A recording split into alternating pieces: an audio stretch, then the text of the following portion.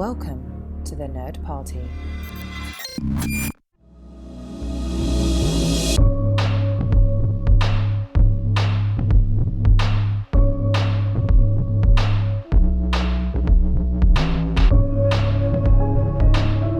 Simon says, welcome back to Houselights. This is the House of McTiernan, where this week we are going to be looking at 1995's Die Hard with a Vengeance.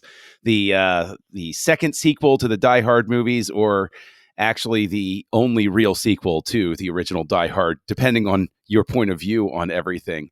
I am pleased to welcome you back to the House of McTiernan. My name is John Mills, and I am joined, as always, by my very capable henchman, the bomb smith, Darren Moser, Dr. Sci-Fi himself. Thank you, and welcome back aboard to House of McTiernan.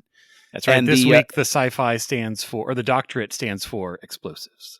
That's right. And of course, the bomb tech with the police force, Mr. Tristan Riddell. It's going to be a battle of wits between you and Darren this week, and I'm just looking forward to it. I hope you enjoy my pancake syrup. I was going to say, I wasn't sure if it was pancake syrup or if I was going to end up with a face full of Code Red. I'm not quite sure. Yes. Well, we're here on the Nerd Party. The nerdparty.com/contact is where you can reach out to us. You can find the network at Join Nerd Party on Twitter, the Nerd Party on Facebook and Instagram. And of course, we are all ready, willing, and able to listen to you, to talk to you, to take your suggestions online anytime. Darren is Dr. Sci-Fi online. Tristan is the Insane Robin. I am Kessel Junkie, and we are ready and raring to dig into this sequel. I, the old man of the crew, once again saw this in the movie theater. I was old enough to go in without sneaking in this time to a Die Hard movie. Ooh. And yeah, I know, right? And it was a highly anticipated film of the summer, at least, so far as my friends were concerned. But I just want to give everybody a real sense again.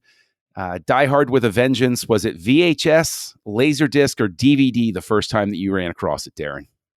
Oh, it's definitely a VHS copy. It was probably another Blockbuster get. That's just how, this wasn't really something we would find. We didn't have cable growing up, so we wouldn't have come across it, being aired in that way. But yeah, it's got, around that time where we're watching Die Hard movies and you start to plan the, late night getting together with friends. It's like, okay, how many of them can we rent at a time from Blockbuster and watch? Yeah. And there's no Al, which is really sad. Al Powell is not in this one, but yeah, I'm pretty sure probably I'd say 98 or early aughts is when I probably ended up watching this, just age wise. But yeah, it's kind of hard to talk about and not talk about the fact that it's this third one that does it, like you said, is it jumping over the middle one in terms of style? We're in New York finally, which is fun, to see, him in his home. It's very like badge chewing, we're going to run you out on a rail. You have your badge for this kind of cop show, but he just conveniently has his badge in his desk right there. Well, he's got the droid. He's got like 20 badges right there, like in a little badge filing system. Yeah, you got to imagine there's at least 20 people in the NYPD very close to suspension at any given time. So the captain just does have them there like a deck of cards. I just want to say the best joke whole movie is where he mistakes his name for Jesus and not Jesus. Someone really liked that line and really worked hard to keep it in because they have to construct a whole scene for that mistake to happen. Hey, I personally would have fought for that because I think that starting from its original script, Simon says, there is very good reason why they stuck with what they did and adapted this work. And Tristan, VHS, DVD, or Laserdisc for you for the TV. Die Hard TV? So like basic cable, or did you get the descrambler and watch the actual R-rated version? No, it was basic cable, and so it was butchered. Wow. It was absolutely butchered. How long was it? 20 minutes? Like I it mean, was yippee-ki-yay, Mr. Falcon, kind of Yeah. kind of stuff going on. And that's the thing, is that like this might have been, like, when I watched this a couple days ago for the podcast, that might have been the first time I watched it all the way through, like in one sitting. Really? Yeah. Wow. I'm stunned. Because I never really thought and examined it, because when we talked about how we were going to do this, I was just like, oh yeah, cool. That's going to be fun. That's going to be a fun watch. And I'm like, wait, like, have I seen this since I watched it on TV? Have I ever watched this unedited? Have I ever watched this like in one sitting? Because my dad and I would watch Die Hard 1 and 2 all the time. We'd watch it back to back. We'd do a double feature all the time. But my mom and my dad never really liked Die Hard with a Vengeance. And so I never really saw it growing up. I just kind of casually caught it on TV at a younger age. But I remember thinking that the editing was so poor, but it was just because they were cutting crap out of it left and right and redubbing the dialogue.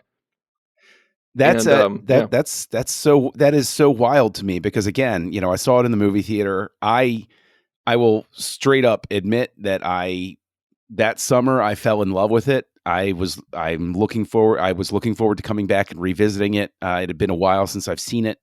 But you mentioned how your parents watched Die Hard and Die Hard 2, and then, they didn't really pay attention to Die Hard with a Vengeance. Back when this was only a trilogy and a boxed set for the DVDs came out, I had my friend Joey, who, longtime listeners of the show, I invoke his name left and right. He loves Die Hard 2. I consider it beneath contempt in many ways. And you and I have had this discussion. Yes. If the listeners don't know this, but like, I am an ardent defender of Die Hard 2, and you will have nothing of it. Like, you are just like, no. You're like, no, like you won't even let me give my opinion out. You're just like, no, Tristan, you're delusional. We'll have to do like I'll suffer through House of Harlin just so we can watch Die Hard 2 and finally have the long form argument about it.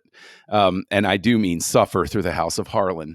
But Die Hard 2 was never my thing. Joey used to say to me, he's like, you don't even watch it. You don't even like it. Why don't you just give me your copy of Die Hard 2? And of course, like Charles Emerson Winchester on MASH, I said, a set with a missing volume has all the charm of a smile with a missing tooth. No, I won't give it to you anyway.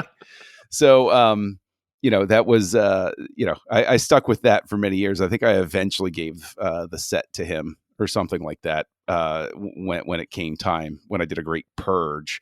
But Die Hard with a Vengeance is based on an original script called Simon Says, and it obviously gets repurposed. They changed the main character to McClane. Anybody who has been listening, we visited Brandon Lee in The Crow, and this was at one point going to be a vehicle for Brandon Lee as an action movie when it was Simon Says. And in another delightfully odd sort of thing, Lawrence Fishburne was offered the role of Zeus Carver and turned it down. Wanted too much money. And I think this was also going to be a Lethal Weapon movie. I would believe that. I don't know that for sure, though. That sounds like one of those things that I can't, like, I haven't found a source that confirms that. It's probably true. It's just what I've heard. It was something to do with Joel Silver.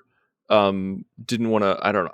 It was something to do with Joel Silver. Like, he didn't want to pay for the rights for it, or I can't remember, but it was at one time it was attached to be a Lethal Weapon film, and when you watch it, you're just kind of like, yeah, okay, yeah, like this could be vibe retooled, yeah, L.A. instead of New York, that sort of thing. But it's interesting because Fishburne was originally offered Zeus Carver. He actually turned down Jules Winfield as well in Pulp Fiction. Both roles went to Sam Jackson. So that's just kind of mind-blowing when you think about it, because in all honesty, Pulp Fiction immediately put Sam Jackson on the map. People had seen him in stuff before, but it makes him Samuel L. Jackson. And then this movie, I think, cements it. and it's a big action hit shortly after with somebody else who was in Pulp Fiction. And so right. I just think it was absolute magic the way that the casting worked out. But, all that being said, Darren, when you watch this, do you see vestiges of, does this seem like something where they grafted a John McClane adventure on top of a functional script? Or do you think that do you think that this is clunky, or do you think that this is smooth enough that you would, if you didn't know that bit of inside info, you would just accept this as an original script? Yeah, I would say, and not in a bad way, but this does have a different taste than the other two Die Hard films, just so far as it moves around so much. I mean, you look at the first movie, it's all in that tower. And the second movie, for the most part, it's all in that airport and the building adjacent to it. So if that is kind of a staple of a Die Hard movie, and John McClane is in the right place at the right time and saves the day, in this one, it definitely has that vibe of, okay, what 5 paragraphs do we change to make this a John McClane movie? It's like, well, the bad guy, he hates John McClane for some reason. And, even the beginning of the movie, he's not in his own movie. He's like on suspension and they bring him in. So and again, I don't say that in a bad way, because a Die Hard movie could be whatever it wants. It's got McTiernan, it's got Bruce Willis, and he's saving the day, but tonally very different than the other two. He is all over that city, which again is a choice. But if this had a different title and he wasn't called John McClane and it was just another him as a cop kind of action movie, I wouldn't even blink an eye. Like, I don't think there's necessarily anything that makes it feel, I don't really want to get in the conversation of what is a Die Hard movie, but just for that location type difference, yeah, it does feel like we made this a Die Hard movie off of something else. I feel like the only way that it could have solidified it as a Die Hard movie, like from what you were talking about, Darren, was if Bedelia was in it. Yeah. She declined to be in it. I don't know why, but she really did feel like the missing piece. Like, would their kids have been in one of the schools? Like, would that have been a change? Like, that sounds like right. She would have gone into the school to get her kids. Yeah. And so the whole scene, because that whole scene at the school where they find the bomb, McClane, none of our main characters, except for like the cops, which are kind of secondary characters, are there. And it all happens outside the knowledge of the main characters. So yeah, bringing Holly into that would ratchet it up. I bet you're right. I bet you're right that that's what the script would have called for if they were able to negotiate her coming back. Yeah, then it would have been like, yeah, this is a Die Hard film. Well, the aforementioned Joey, he hates the fact that that Bonnie Bedelia is not in it. He hates the fact that he's having marital troubles again because he feels it's so nicely wrapped up in the first movie. Yay, we're back to square one. That's right. Fun. So, Tristan, do you think that's a significant mark against the movie that they regress it that way? I wouldn't say it was a significant mark against it. It was something that wasn't necessary. I don't think you even need to, because Bedelia wasn't in it, I don't even think you needed to mention it. Yeah, don't mention she's still his in marriage LA. at all. Yeah. Or no, don't even mention it. Don't even mention that he's married. It doesn't even matter. It doesn't matter to the script. If you're not gonna have Bedelia in it, then he's in New York. He's suspended. Doesn't matter. He could even say like, "Oh, I was at home with the wife and kids," or like, "Oh, like she's like I was drinking so much she was about to kick me out." Just say something like that, and so that way you're not back to square one. I didn't like it. It was completely unnecessary, but it wasn't something that where I'm just like, ruin my day. It was nothing like that. Yeah, I think it's interesting the way that they dealt with it, because they could have dealt with it pretty cleanly by, John, where's Holly? He's like, well, she's off on another, extended trip with the company or something. Like right. She got moved up to vice president or something. Right. They could be on the rocks, but not quite as on the rocks. It could be like, well, she and the kids are out there and I'm still trying to wrap up these cases or something like that. And it's like, well, when she's not in your life, look at you've become such a mess. And, But I feel like it was a lame attempt at adding character drama. yeah. And it wasn't really needed. That's not why you're watching this film. It's just it felt too forced. It was, although it was a nice connection point between Zeus and John, where, like, you know, he's the one who's saying, like, no, you need to call her, you need to do this. It kind of showed how far they had gone, or how far they had come. But you could have done that through other ways. It did feel very weird that she wasn't there, and we only heard her on the phone and barely heard her on the. Yeah, it was weird. And I'm assuming that was just another actress. And if she's not in it, then that's obviously not her voice. Now, No. I mean, talking about making it a Die Hard film, I know it would be the greatest string pulled, contrivance to make this happen, but it's not a Die Hard film without Al. I need Sergeant Al Powell, who's on some sort of conference trip to New York. I don't even care how you get him there, but he is there in the background for a moment, and we see him help John. I don't care how convoluted that part of the story is, but I think that would make it, because it's kind of the transposition of the first movie, where John is out of his area of expertise being a New York cop. Let's bring Al from LA out to New York, and some sort of police convention or anything. Just get him on screen. I think that would have been fun to have. Well, I think if this were something where they did it organically, if they grew it from the ground up, from scratch, probably Powell's in it. Yeah. But there's no way to turn Powell into a shop owner in Harlem without some really weird. Oh yeah, I'm not saying going. He's the main pairing, but have him be. He's on the. There's so many moments where John is on the phone with the police chief and other people, and they're trying to support him and help him, and that's very much the role that Al had. And I mean, he literally calls him up in the second one, and that's it. But it was a nice connection, and I would have liked to see Al. But I agree with you. I think if it had been organically grown as a Die Hard trilogy movie from the get-go, then let's bring Al back. Now, what's interesting is I remember when they were filming this, that the first set photos of this movie being made, there was a shot of Bruce Willis wearing the sandwich board, and it said, "I hate everybody." And the caption under it was, "Has Bruce Willis really hit hard times? No, this is from the set of Die Hard 3. And that was the first time I read it, because, it's pre-internet rumors days. And I was like, oh my gosh, they're making a Die Hard 3. I hate everybody. What's that all about? And of course, when we get to the sandwich board scene, well, they did not have Bruce Willis walking down the street. They used digital trickery to swap out what to the save sign his said. life. To save, yeah.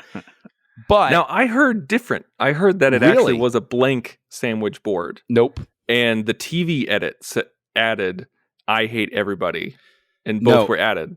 No, I remember the behind the scenes photo where he was walking in Harlem, and there is a shot in this in this cut, in the theatrical cut. It's a distant shot when he's putting the sandwich board on. You can see that it still says everybody on it. Okay. And of course, they digitally replaced it because they did film in Harlem, and they knew that wouldn't go over particularly well, with good reason.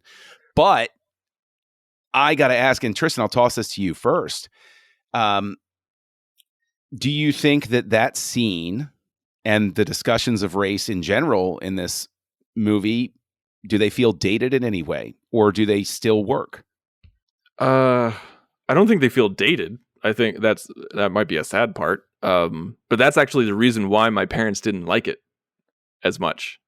Really? They did not like how racially charged it was. Like it annoyed them. They're like this is an action film. Like, let's not focus on why we hate each other.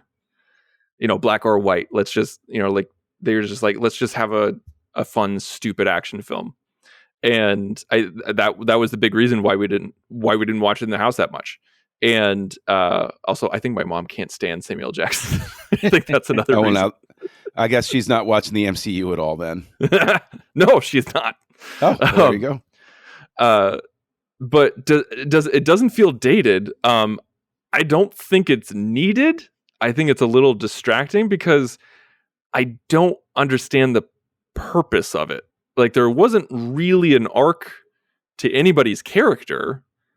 I mean, because Sam Jackson ended up liking John McClane at the end, but it's not because he didn't dislike him because it was a white man. He just didn't trust him because he was a white cop, and so they went through it together, and that's why he trusted him and started to like him. And he even said, like, he just started to like you, when he thought he was going to die. But I don't think it's necessary, because the audience doesn't learn anything. The characters don't learn anything. There's no overall social message to it. But it just kept popping up. It kept popping up so much that I think the person to have the last word about race relations was Bruce Willis, calling Sam Jackson a racist. And I was like, is that really where you want to end it? A white cop calling a black guy a racist? I don't think so. I don't agree with that read at all. I actually think that it is managing to say something and show, like, just in their journey together. I think it's very apparent that it's like it deals with how they both approach each other from, sort of like that viewed as a group status, and it narrows down into dealing with people as individual status, because there's a great exchange in it, even where it's when they're having the argument about the water at the elephant sculpture, and he says, you were going to call me that. He goes, no, and he's a-hole. No, I was going to call you a-hole. He goes, admit it. You don't like me because I'm white. I don't like you because you're going to get me killed. And it's like, I think that's a great exchange, because that's the moment where it all distills of how they've been carrying around this sort of like baggage with them. And then that's the moment where they suddenly realize, oh, we're just dealing with each other as people. And I think that the racial thing carries through very much with Sam Jackson, like when he's in the subway station trying to get the guy off the phone, when he, yells at the guy, like that sort of thing, that it carries that sort of, echo throughout the entire thing. And I think it definitely moves on from it once they do start to relate to each other as people. But I definitely think it manages to say something. I don't think that it has like a hallmark moment, but I wouldn't expect that in a movie like this. Darren, so can you be the tiebreaker on this one? Well, it's interesting. I just was looking through IMDb and some of the notes, quoted from Sam Jackson, and I'm looking more at how he has said that this portrayal, this character, is as close to his actual day-to-day personality. I mean, not every day he's, saving John McClane, but, just that tone and the way he lives his life. And so I think that breathes a lot of just personality into the role and makes a lot of the dialogue, I think, work. But yeah, I don't know. It's hard to say if this movie was, being made today. Bruce Willis and Samuel Jackson are still making movies right now, so you could put them, maybe not running around as much, but yeah, I don't know. It would probably be played differently. It'd probably be either toned down or, yeah, it was just kind of there. And I think it's also part of the Lethal Weapon holdover. Would that have been in a Lethal Weapon movie? Because they're already partners. So are they having that conversation right now because it's Harlem, because it's in schools? I don't know if that would be the angle they would have taken it. So it does feel like an artifact of, again, this being a grafted script and something like that, for good or bad. It does feel like this, not tacked on, but just it doesn't, the main plot doesn't revolve around it at all. Yeah, I mean, although I think you have to give that I think that it does a tremendous job of showing why Sam Jackson has absolutely no interest. Oh, there's this madman and there's the bomb and there's the knife and he made me do this and people got killed. And he's like, I don't care. And Bruce Willis has to lie to him to get him to go along. I think that it basically what it serves very early on is to show a very solid reason why Zeus just doesn't care what's happening. He even says, that's that's a white man with white people problems. Leave me out of it. And it's like it's played for a laugh, but at the same time, it's not him being It's a bad true. person. It's him saying, like, what does this have to do with me? And I think that the movie does a good job of showing how it's the person to person individual relationships thing that matters more than he's even anything being else. called the Samaritan throughout much of the movie because that is his role. He is the wrong place, wrong time is the only reason he's drawn into this story. Yeah. Now I want to read something to you guys here. Zeus's original backstory is presented in the novelization, explaining why he's looking after his nephews and why he hates white people.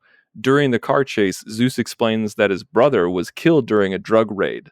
When McClane suggests that it was his brother's own fault, Zeus explains that his brother was never involved in drugs, and the only reason he was there was to bring Zeus home. And so his brother was killed by white cops in a drug raid that he wasn't involved in. I mean, that would have added I felt that would have added, for me personally, if that was included, that would have added a little bit more weight to the conversation for me. Yeah, I mean, that's a fair point. That would have been a really, I don't know why they would have cut that. Maybe they felt that they had to because it took it down that road too far or something. I don't know. I don't know. Pure speculation, but that would be interesting for sure. Maybe because, like you said, John or Tristan, I can't remember who said, but is it part of John's character growth? Like, it's more around trying to understand Zeus's personality and his point of view and all of that. But is that part of our main characters? Is there an arc at all connected to that? It's hard to say. As far as for Bruce Willis, as far as for John McClane.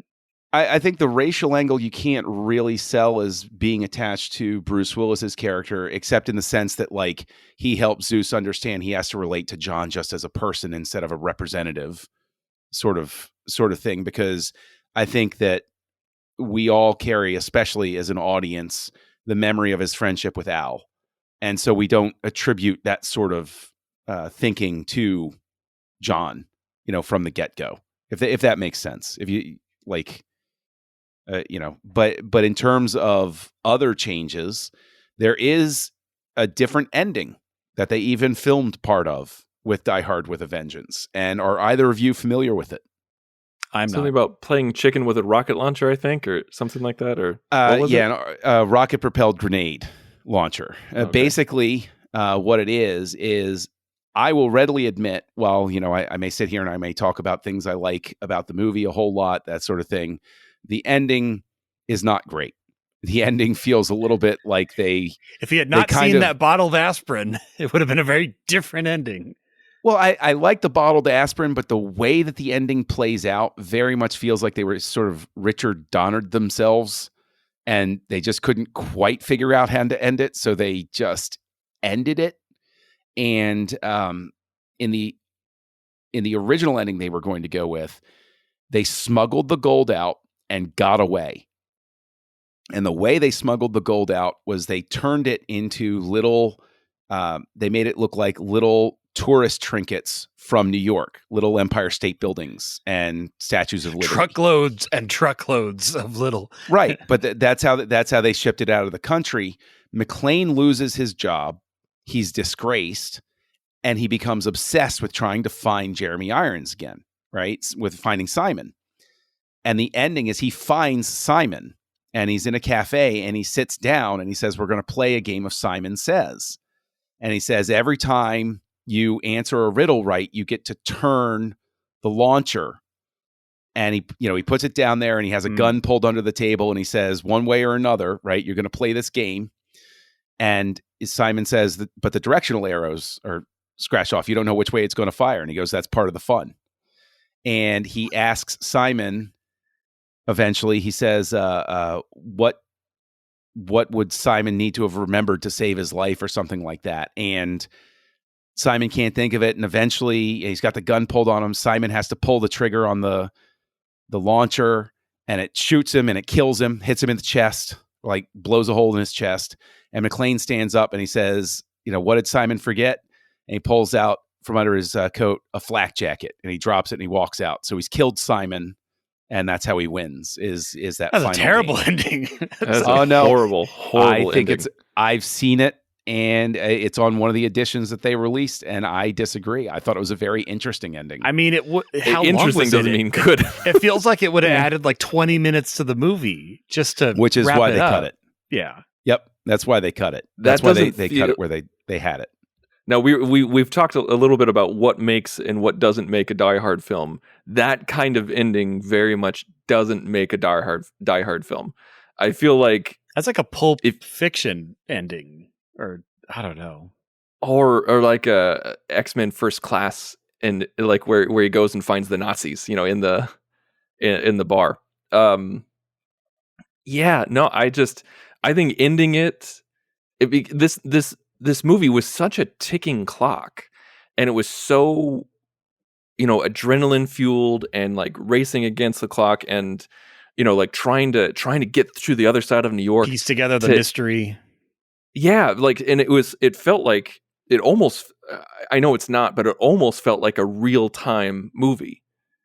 Like you were just going in sequence, and to have a time jump and then like a wrap up at the feels 6 months disingenuous later. to the rest of the movie. Wait, what? It feels absolutely disingenuous to the rest of the movie. Well, it's they have it cut together, and you can actually see the rough footage, and I'm sure it's on YouTube by this point. Not that I ever condone putting footage up on YouTube that anybody shouldn't watch with copyright. I have a copy of protections and a DVD copy, I think, of it, so I'll take a look there you and go. see if I can find it. I thought it was pretty interesting, but you mentioned the ticking clock. We've been going through the House of McTiernan. We all loved Hunt for Red October. Or we agreed that Time Medicine Lock. Yes, but we agreed that Medicine Man had its issues. Last Action Hero could have been better.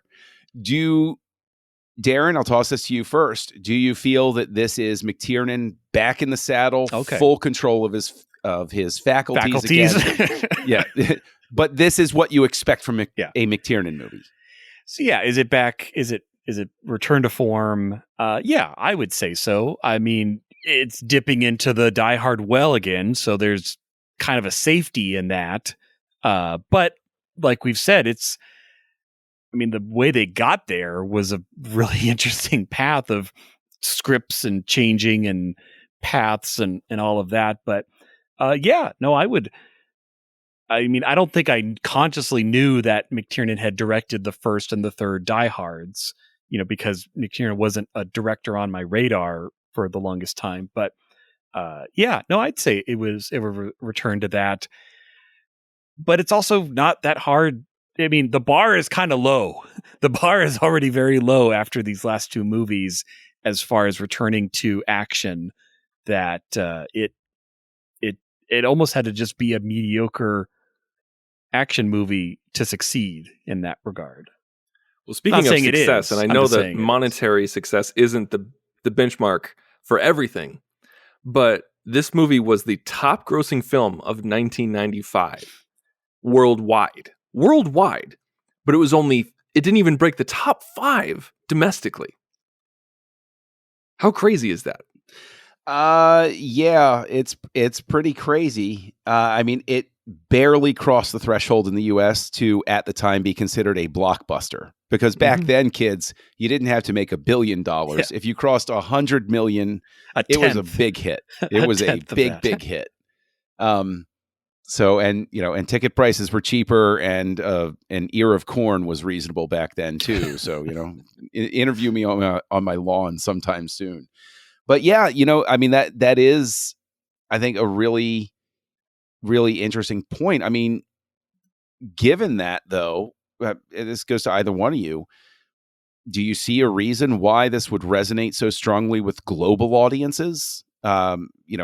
Maybe even more strongly than U.S. audiences. Like, what would it be about this that you would see as, something that would, be a hit across the water?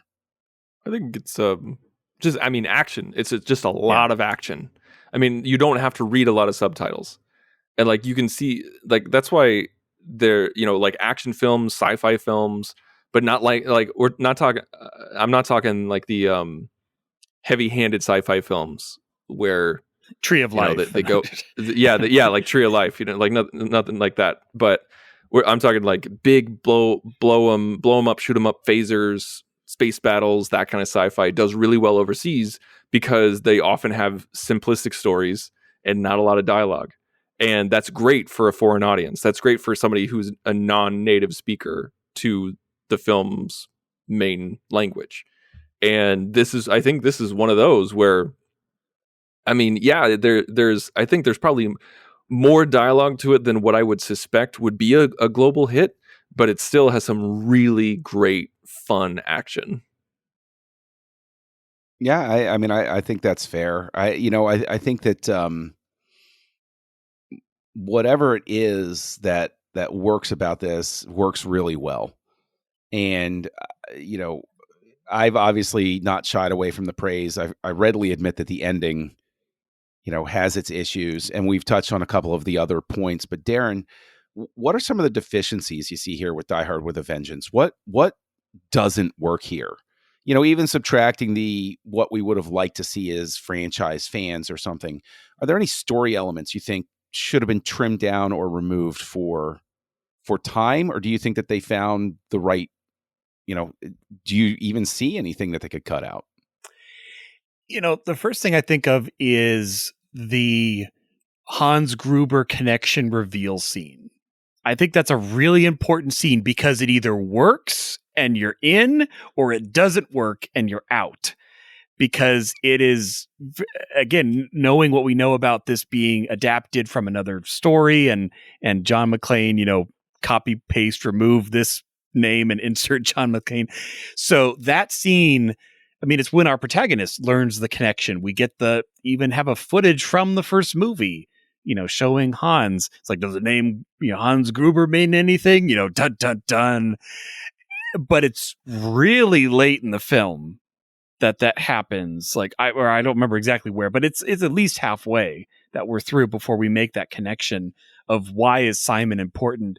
And so, like I said, I think it's a fork in the road. You're either like, oh my gosh, they did it. They brought it all together and I'm hooked. Simon, you are now the greatest villain of all time. Or you're like, really? You're just, okay, so it's his brother. It's a brother revenge story. Okay, I don't buy this at all. Like, what does this have to do with the Nakatomi thing? So, yeah, I think that's a fork in the road. Oh God. Okay, there's one other shot. I don't get this shot. It's when Zeus is driving the car and happens to look over for a good 30 seconds at this plume of water shooting out. And then John McClane gets tossed out, and I'm like, what are the odds of this happening? Like, it felt so contrived. And I'm like, I mean, again, you could do the same thing, but just shoot it in a different way where he's, maybe stopping every manhole and checking or something different, because I'm like, that is the greatest stroke of movie luck to ever strike a main character, because it feels so happenstance. That's a cinema sin right there for me. I'm like, I cannot buy this at all. Those things aside, I think what Tristan said really nailed it. The pacing is really good. It feels like real time. It feels like, oh my God, you got to get halfway across Midtown. I don't know what that means. I don't know what actual distance are involved, but it sure sounds difficult. Sounds really difficult. And you're going to drive through the park, and I feel like I'm in the movie. I feel like we're actually in New York, that we're actually going through these places. And yeah, and I mean, half the city just called 911. That's a great line and a great moment. You feel the tension. Characters are smart. They make good decisions. Like, overall, like, the police people are trying their best in the situation. They don't necessarily make the right decision because they're characters, but nobody seems to make a giant foolhardy move. And even the whole, like, badge number playing, lottery numbers things comes full circle. Like, it's not a terrible story, but yeah, I can't forgive him gets tossed out of the water at the exact moment Zeus is driving by. It's so bad. But yeah, what was the question? I feel like I'm rambling now, but no, you're not rambling. I think that these are fair things. I think that you also rightly point out, like what Tristan said about the pacing is these are sins, but the pacing is so good it doesn't give you time. There's almost the sense that McTiernan is in the editing booth with the crew going, yeah, let's just tighten it up and not give anybody time to really think about it. Yeah, because you think it's over, and then they're on the boat, and then you think it's over again, and then they're in Canada, and it's like that last act. You're like, when is this movie going to end? Is it what was that movie? I'm blanking now. The one that kept Lord of the Rings, or kept fading to black, and you're not sure if it's over yet. Not quite that bad, but yeah. I would say this ends a bit stronger than that. But I mean, in terms of like when he shoots up through the geyser, by the time the question is done in your head where you're like, what are the odds that they're shooting at them again? Cool. Yeah. Now, and it's like, you just move on. I would say everything except that scene. I totally agree with you if like it kept moving well enough, but that one was such an outrageous sin that it pulled me out for a moment to like check my watch and be like, maybe it's because I didn't know where Zeus was going or coming from. Like, the sense of place is very confusing. Yeah, so it's like, okay, and it's a long shot. It's like he's literally like, yeah, and then you see him tossed out, and I'm like, wait, what? What is going on here? And it's just that is the cardinal sin of this whole movie is that shot. Which isn't a terrible thing in the grand scheme, but I mean, Tristan, you were nodding when I was describing it. Like, I'm sure that was very much like when I watched that, I just started laughing hysterically. I was like, that is insane. I was like, I thought it was a hilarious shot. Like just seeing him thrown up like a rag doll vomited onto the street. I thought it was hilarious. And the way that they played it and the music, I'm pretty sure I heard like, singing in the rain like when they were shot up but yeah, it's beyond ridiculous that Zeus was there at that time, but John McTiernan has been quoted saying he called the plot frail and outrageous. I hope people enjoy its ridiculousness. I mean, I'll only say one more thing on that shot, because again we've been following John McClane. He's in the tunnel, he's trying to get out that whole time. If all they had done was he gets tossed out, so we see him go up the tube, we see him fall out, and then out of frame, we hear a car stop and Zeus steps in. That would be 10 times better. I wouldn't even care where Zeus came from. It's I happen to be looking at nothing for 30 seconds, and then John McClane shows up. That's okay. I think one minor thing that kind of pulled me out of it was the reference to Hillary Clinton. Like, so they're driving and he gets cut off by someone. Oh, that's and he said, right. It's like, who does this woman think she is? Hillary Clinton? And I'm like, was that really the best way or even the easiest way to get them to talk about presidents or like to get the 42 having 21? Trust me, in 94 and 95, yes. That was I know what was going on in 94 and 95. Like I know what was going on. No, I mean, it's a very dated reference, but that is playing to the time right there. That's the reason it stands out now, is because back then it was an easy laugh for the audience. Okay. And now when you look at it, you're like, yeah, okay. That very much roots it to what people were talking about topically at the time. It's a little bit too topical, basically. I'll give you that. Yeah, like I think for that it was, in that regard, it felt very, regardless of why it was there, it felt very forced. Yeah, no, for sure. Yeah. I think the one thing that is structurally very clunky, like there are sins along the way. There are things where it's like, oh, okay, well, we'll just move on. And I think that the trade-off for wonderful exchanges, like, trust me, I know what I'm doing. Not even God knows what you're doing. That's one of my favorite exchanges in movie history. I think that is just so perfectly delivered. And Jeremy Irons' wig, not great, but I think that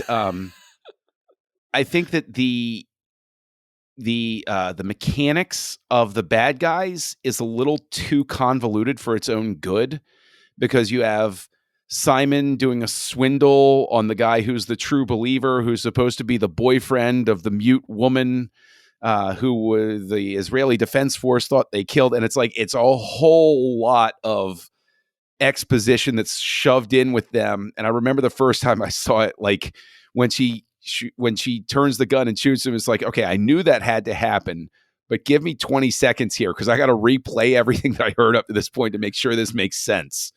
And so it alleviates over time, but definitely it's a little clunky and a little too convoluted for its own good, with the way that you have like the triple double cross within the bad guys. It's like, Well, and part of that's because, I mean, it's almost like two separate stories are going on. The stories of the bad guys doing the heist, and the story of McClane running around and doing the mystery and the games. Like, they really don't. It's not a traditional villain versus hero where they interact a lot in person. It's two trains going down the same track. There is a thing though that always sticks out with me with this, and I think it really does show how the thinking of the times are so different. And it's I promise I'm not trying to like bring the room down or anything like that, but but seriously, the line that Jeremy Irons has when Bruce Willis realizes the bomb is on the boat, and he just sort of collapses and he goes, "There was never any bomb in the school." And Jeremy Irons says, "No, I'm a soldier, not a monster." That's a pre-9/11 terrorist line right there. I'm glad you said that. Unfathomable in today's age, because once that happened, it was like, this becomes a cartoony villain instead of a real world villain at that point. This, as I was watching this, and it's something that we talked about with what was the other movie that involved terrorism and humor that we reviewed? It wasn't that long ago. True Lies. Well, yes, True Lies. Yeah. Thank you. One thing that we talked about with True Lies that is like, you don't really do terrorism action comedies anymore. And this is like, as I was watching this film, I was like, this is very pre 9/11. Like, this is a very pre 9/11 movie. And that line is one of those things. And as I'm watching this, I'm like, this would never get made today. Not because of like, it's scandalous or anything like that. It's just our tastes have changed. Yeah. And they even mentioned the World Trade Center bombing that happened in the 90s. Yeah. And but even that wasn't enough to move the needle to not want to do movies like this anymore. Which is I mean, in essence, it's the craziest thing, because I remember that bombing in '93, and it was like people moved on from it so fast, relative. Like, and yes, there's a difference in scale, and we could move on from this, but I'm just saying you're absolutely right. Like,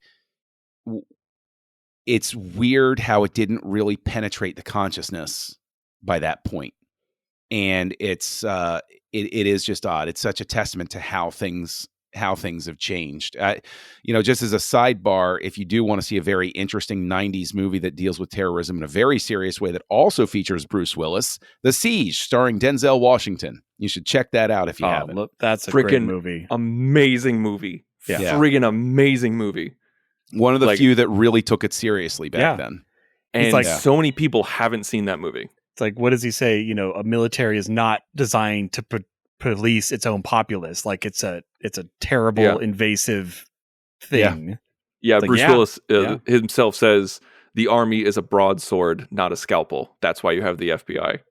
Yeah. Oh, yeah. Oh, yeah. He's like, a great film. Yeah, great film. Well, now we gotta. Okay, who directed that one? Yeah, who we'll have to directed figure out. Is it a director that we can do a series about? It's thing? Edward Zwick. I forgot that Zwick did that. Excellent. Maybe we'll take a trip decisions, guys. This is how it happens. This is how we do it, guys. Maybe I really only want to talk about this one movie, so let's find a way to round out his career. Let's pick half a decade. Is that enough? Is that enough for Houselights? Make up the rules as we go along. Actually, I do want to mention one thing, though, since we're on that topic, that the promotion of this film happened around the time of Oklahoma City. I was trying to think when Oklahoma City happened. Right. And Bruce Willis started each press conference that they had about the film with, "I'm not going to talk about Oklahoma City."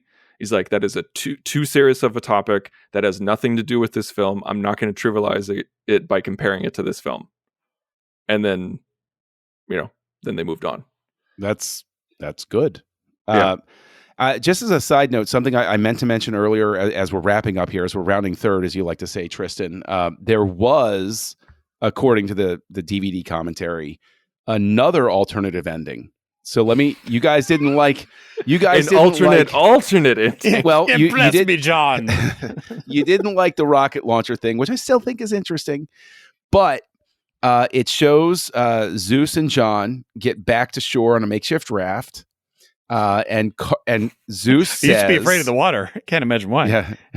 Now Jaws is in it, and it becomes a Jaws sequel at this point. I was going to say, then they're on an island, and then they can only speak to a volleyball. Yeah, but Zeus basically says it's a shame the bad guys are going to get away, and apparently John says, "Don't be so sure." And it cuts to the terrorists are in a plane. They find the briefcase bomb that has been, tossed back and forth, and kaboom. Wait. And there you go. The bomb he gave the bad guys. Like, that's the last time we saw it, was Zeus gave it to the cops that were actually bad guys. So we don't have control. Are they just saying by happen chance they happen to blow themselves up? Yeah, somebody opens up the... open it again? Yeah. He's like, where's my weight and measure? Yeah. We got to disarm this bomb on a plane. The thing is, you want to talk about ending on a comic note. You could just have the plane flying off as the screen's going dark. You just hear Simon go, "McLean!" And there you go. So, but I do give the final credits of this film a lot of props, because they're a giant. I love it when credits are a giant middle finger to Pan and Scan. Because back then, Pan and Scan's still a thing on VHS, and they would have had, and they did this. They had to letterbox the ending just to get the credits on screen, because he kept going extreme screen left and screen right with everything. So I remember as a kid, always, because I didn't understand Pan and Scan. I didn't understand it as a kid, and I remember whenever you would get to that final shot of a movie, and it was in letterbox, and I'm like, what is going on here? Why do so many movies do that? My dad loved to have just a time with me, because he understood how everything worked. I got my love of film from my dad, and he would purposely just go on these comic rants where he's like, "They're just wasting so much of the screen. Why are you watching it like this?" Even though he knew how it worked, and that would always just, "No, you can't watch things Pan and Scan anymore." And my dad was the one where he was like, he loved film. But when Pan and Scan was the only option, basically, I'd be like, "Oh, you can't see the picture or anything like that." He's like, I still like the movie. What am I going to do? So there was once, I don't want to go into a rant, but there was one time I walked into my wife's uncle's house, and he was watching Mission Impossible in 2.39 on a 4x3 TV, and he had it stretched, not zoomed in, stretched. I remember. Yeah. And I said, I was like, "Hey, are you blind? Like, Tom Cruise looks like he's 6 foot tall." And he said, he's like, it's "Yeah, a longer scene where he's descending down into it's from all the way to the top to all the way to the bottom." And he did it on purpose. I said, I was like, "Hey, this is weird." Because the black bars bugged him or something? Yes, that's what he said. I was like, "You'd rather watch a distorted picture than black bars?" He's like, "I paid for the TV. I'm going to use all of the TV." And he was like angry that I brought it up. And like, I wouldn't let it go. My wife had to pull me I had to leave the room. Yeah. I couldn't handle it. See, I would have been like, "Here's a copy of 2001. You want some black bars? This is going to be like it's going to be like 70% of your screen is black bars." Like, "Let me show you Lawrence of Arabia in 70 millimeter, you fool." Philistines all. So, all right. Well, here we are. We're ready for our ratings. And this is a film that in CinemaScore got an A- on the A+ to F scale. So A- is a pretty good audience score for CinemaScore. But Darren, out of the current scale that we are required by law to use of 5 McLeans shooting through a geyser, how many do you give out of 5? All right, so we had 5 for Red October, and then we've dropped to 2 for the last 2 for me. I'm going to give it a 3. Mostly because if I'm going to watch a Die Hard movie, I would probably rewatch the other 2 more often than I would watch this one. It's not terrible, and we've had a lot of great points on it. It's just not as die-hardy as I want in my die-hardiness. So it's definitely, I think, a return to form. We're moving the needle back up, but I can't give it a 4. I mean, that's like Dark City, like gripping, engaging story, and everything's fine. But as a mid-90s blockbuster action flick all over New York, total 3. Lot of fun. And I don't remember. Have I shown you guys the Die Hard song? No. I'll take those blank presses, and I will. No idea what you're talking That about. will be after the recording. But yes, I give it a 3. All right. Tristan, out of 5 exploding boats in the New York harbor, how many do you give it? Well, before I give my rating, I do want to talk about how my main exposure to Die Hard with a Vengeance was a PlayStation 1 video game that was the entire trilogy. Did you guys ever play this? No. I thought it was so cool because it was all 3 movies in one game. And it was each game had a different experience. Like the first movie was third person with a little John McClane running around. And then the second movie was a guided first person shooter like you'd see in an arcade. Mm-hmm. And the third one was you driving the taxi around New York. Oh, that's awesome. It was like the game Crazy That's really Taxi. cool. And so when I watched this and I saw them driving the taxi all around, I had nostalgic memories to the video game.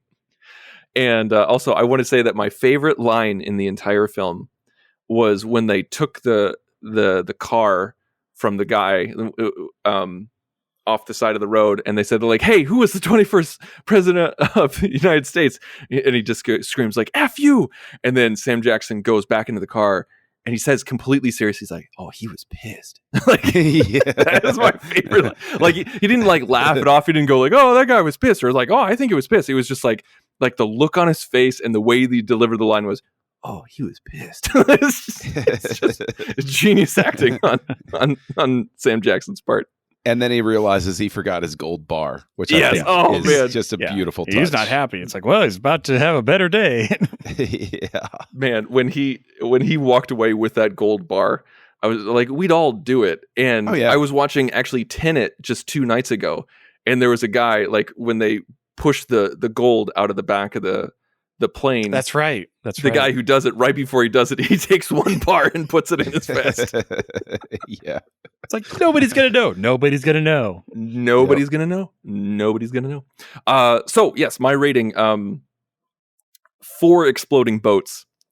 I didn't know I was going to I didn't know I was going to like this film that much, but I really enjoyed it. Like when I watched it, I was all in. I was like, yeah, like this is great action. This is great pacing. The plot is ridiculous and over convoluted in times, but it honestly doesn't matter in that, in the grand scheme of things, because what you need, movies are built, this kind of movie is built to give you an entertaining time. And this movie is very entertaining.